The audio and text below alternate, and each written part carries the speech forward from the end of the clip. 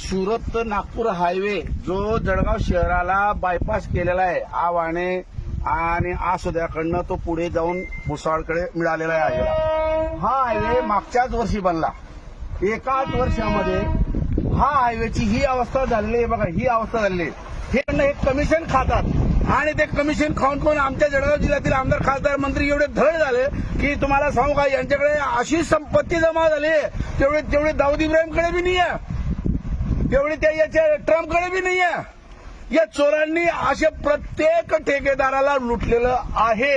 आणि मग आमचे राजकीय आमदार खासदार आणि मंत्री जे असतात हे लाच घेतात, शिंदेचे आमदार, आणि हे लाच घेतल्यामुळे आमचे ठेकेदार म्हणतात मला जर समजा 100 कोटी मिळाले तर माझे 40 कोटी या राजकीय चोरांना वाटण्यात जातात. मग मी पूल कसे काय बनवू एस्टिमेट नुसार. खरा प्रश्न आहे भारताच्या या रासाची या नुकसानाची खरी जबाबदार राजकीय आमदार खासदार आहे. खरी जर हीच आहे. हे जर सुधारले तर रस्ते सुधारतील, गावं सुधारतील, शहरं सुधारतील. पण हे लाचखोर आमदार खासदार मंत्री हीच खरी विकासाच्या आड येणारी जड आहे.